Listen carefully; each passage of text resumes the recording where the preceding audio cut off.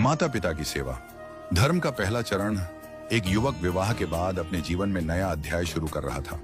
प्रेम, विश्वास और नई जिम्मेदारियों से भरे इस रिश्ते में सब कुछ अच्छा चल रहा था, पर धीरे धीरे उसकी पत्नी को लगने लगा कि उनके घर में माता पिता का हस्तक्षेप अधिक हो रहा है।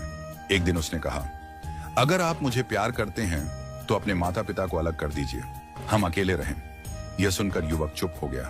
उसकी आंखों में भावनाएं थीं, पत्नी के लिए भी और माता पिता के लिए भी। उसने कुछ देर मौन रहकर कहा, सुनो, यदि तुम मेरे माता पिता को छोड़ने की शर्त रखती हो तो यह केवल मेरे और तुम्हारे बीच की बात नहीं रह जाएगी, यह मेरी आत्मा और धर्म के बीच का टकराव बन जाएगा। माता पिता कोई बोझ नहीं है, वे भगवान का स्वरूप हैं। उनके त्याग, उनकी तपस्या से ही हम जीवन में कुछ बन पाते हैं। उनके साथ प्रेम से रहना हमारा कर्तव्य है और उनकी सेवा करना हमारा सौभाग्य। फिर वह धीरे धीरे समझाने लगा, यदि किसी को अपने माता पिता का त्याग करना आता है तो वो एक दिन तुम्हारा भी त्याग कर देगा। यह केवल भावनात्मक नहीं, यह एक आध्यात्मिक सत्य है। भगवान श्री कृष्ण ने गीता में कहा है, अवश्यम भाव्यम कर्तव्यम कर्म शुभाशुभम। जो भी कर्म हम करते हैं, अच्छा या बुरा, उसका फल हमें ही भोगना पड़ता है। यदि माता पिता की सेवा को बोझ समझा तो जीवन में पुण्य नहीं, दोष जुड़ेगा। उसने पत्नी से बड़ी विनम्रता से कहा, तुम्हारे पास अधिकार है मेरे प्रेम पर, मेरे जीवन पर माता पिता की सेवा पर दबाव नहीं डाल सकती। यह मेरा धर्म है, मेरा सौभाग्य है।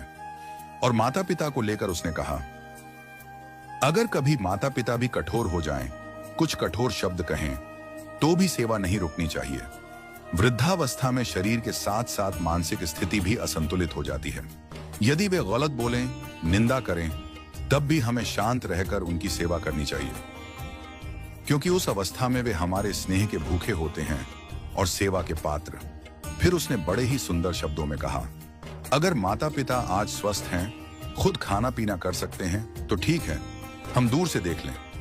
लेकिन जब वे निर्बल हो जाएं, चल ना सकें, बोल ना सकें, तब हमें उनका सहारा बनना है, उनकी छाया नहीं छीननी। अगर घर में 3 बेटे हैं तो तीनों को समान रूप से सेवा करनी चाहिए। अगर कोई ना करे तो कम से कम एक को तो खड़ा होना ही होगा। क्या माता पिता को 2 रोटी खिलाने से धन खत्म हो जाता है? नहीं, दाता तो भगवान है। जब हम सेवा करते हैं तब वे और अधिक देते हैं। फिर उसने एक आखिरी बात कही जिससे उसकी पत्नी की आंखें भी नम हो गईं। पुंडरीक जी ने माता पिता की सेवा की थी और भगवान विट्ठल रात्रि में स्वयं दर्शन देने आए थे। जो माता पिता की सेवा करता है उसे भगवान की प्राप्ति निश्चित है।